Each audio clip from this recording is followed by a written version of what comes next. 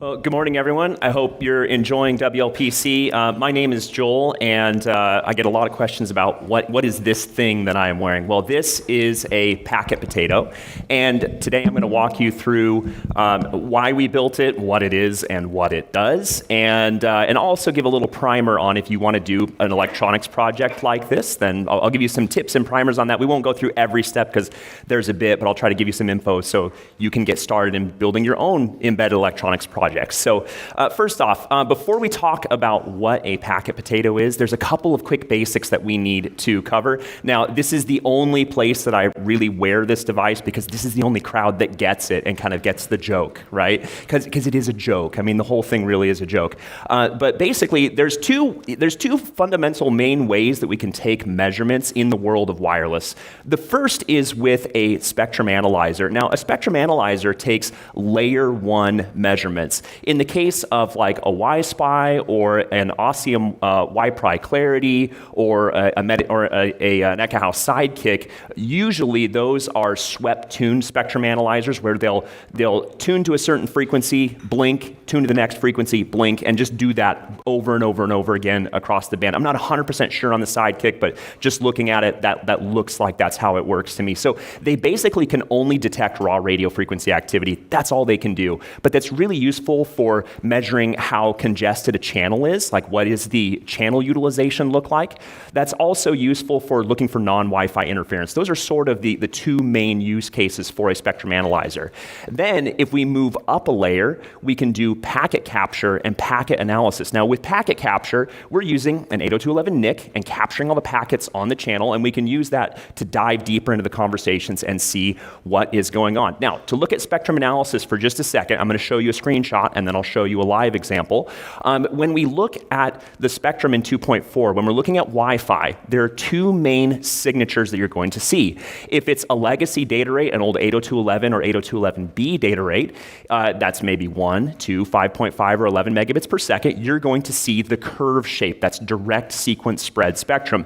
That bell is basically where all the data is. Then there's OFDM, which is primarily what we use today. OFDM stands for orthogonal frequency division multiplexing. It's used in all kinds of places and industries, not just Wi-Fi. It's everywhere, DSL and all kinds of technologies.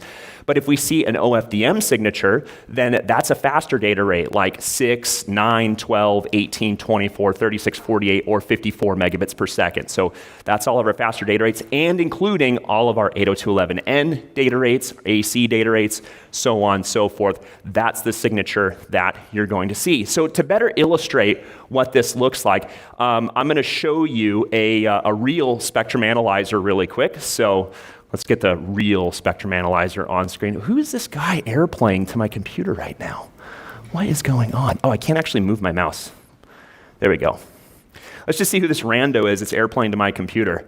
Okay, so looks like we have an Echo Sidekick on the display, which makes sense, me being a Hamina guy to show you a Sidekick, right? That totally makes sense. But yeah, but the reason I wanted to show you the Sidekick is because the sweep rate's really, really good. It's got an excellent sweep rate, and we can see a bunch of different things happening in the spectrum right now. The main thing that I want you to notice is how we get some curve shapes and we get some flat tabletop shapes. You can see those transmissions happening in real time, and you can kind of bucketize what data rate we're looking at based on the signature that you're seeing. Mostly on channel 1, we're seeing DSSS. Channel 6, we just saw a bunch of DSSS, and then now there was some OFDM that just popped up. So you can see that happening in real time right now. So thank you, Stu, for lending me your spectrum analyzer. Really appreciate it.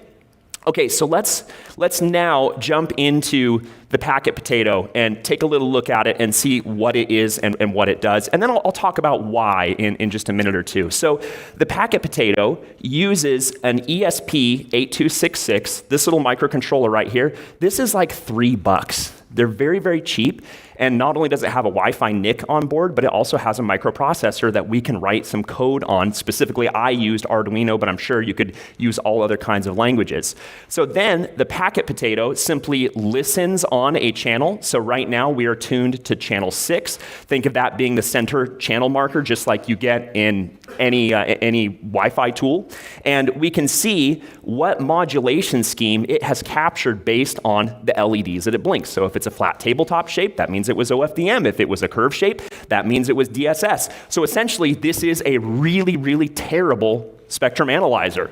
Like maybe the worst spectrum analyzer ever made. But really though, like, not sure if it's the packet analyzer or a spectrum analyzer because it's using packets to get this, so it's in a really weird middle ground that it does this. So in addition to showing you the modulation scheme, you can also look at the current data rate. So that the screen at the bottom is now showing us what the current data rate is. Right now we're seeing mostly MCS 15. If you see a little dot right here, that means it's an MCS and not just a data rate. So we're mostly seeing 12 megabits per second, a little bit of 1 megabit per second here and there. And we also can see the frame type here as well. So there's 3 main frame types in Wi-Fi. There's management frames, which help stations join and leave wireless networks. There's control frames, which make sure that other types of frames get delivered. And there's the data frames that carry the actual payload.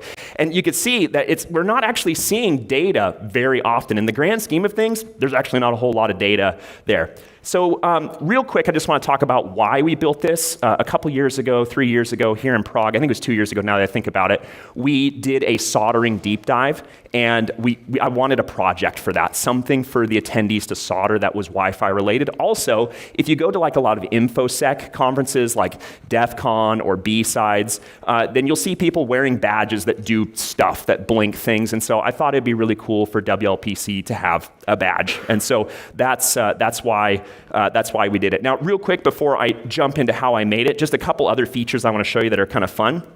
You can switch the display mode to look at the current retry rate on the channel, which is about 2% right now, 0%, looks pretty healthy. That's only for the last 100 frames. We can also look at the signal strength of the last thing that we heard on the network. So real quick, what I'm gonna do is I'm gonna set a signal strength threshold. We're gonna set it really high. So we're gonna filter everything that's below -40. And notice that now we hear absolutely nothing. So now I have an old 2.4 gigahertz only Android phone, and we're going to use a very sophisticated way of finding where the client is and what channel it's on. I'm going to start a speed test, and then we're going to go and look and see where it is. So nope, whoops, hang on, let me switch out of the channel mode. So there we go. Okay, it's on channel 6, nope. You can clearly see it. This is a very professional tool and really totally works as expected. Let's get the phone right up nice and close because I'm just not seeing it. So that might be it. Yeah, that's it actually. Okay, so there we are. We are on channel 1. And since I have that threshold set at -40 dBm, let's switch it back over to the signal strength mode, and I'll hit the speed test button again. So now that we've got the threshold set and I bring the phone close, we go blink, blink, blink, blink, blink, blink, blink, blink, blink while we're running our speed test, and then we move away and it stops blinking, and we come closer and it starts blinking again, although I think I got my threshold actually set too high. So there we go. We're looking at like -38, something like that. We move away just a tiny bit. Kind of following up on Peter's presentation, you see how quickly RSSI drops off. It drops off really fast. So we go from, I don't know, we're looking at about -39 down to 20, and look at how much it's varying. I'm holding the phone relatively still, and we're seeing like a 10 dB swing right there. We move away a little bit, and it falls off. So now I'll just give it a quick reboot to reset that. That's going to be the faster way to do it on stage, and now it'll go back to its normal blinky stuff. Okay, so let's talk about real quick about how it was made. So you're going to start out with an Arduino or prototyping board. This is a common platform that people use to prototype this stuff.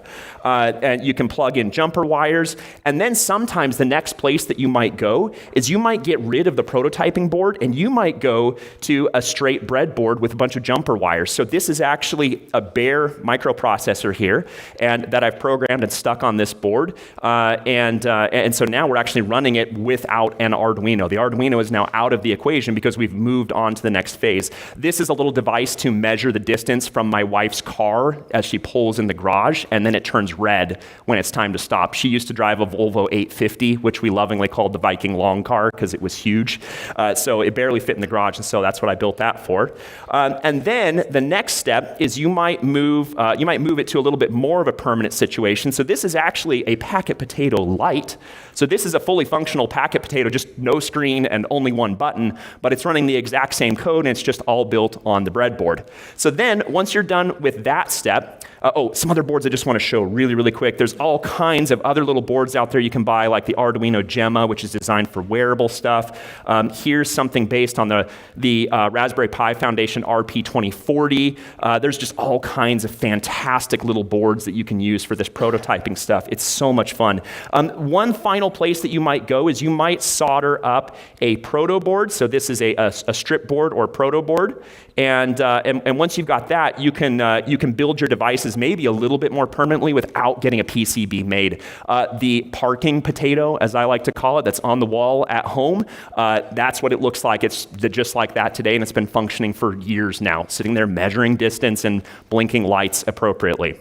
So how did I make this? Well, basically, you're going to need to get a PCB fabricated. I did not do this design myself. I had my brother do the design for me because he's a mechanical engineer. He knew how to do this, and he used EagleCAD to do this. But there's all kinds of tools out there you can do it. KeyCAD seems to be a community favorite, so check that out. Easy EDA is one that I would be very interested in checking out, and then you can take it to a fab house like JLC PCB or PCBWay. They can make these boards for you for not very expensive, and then you can have some fun with something like a Packet Potato. So that's it. Thank you very much.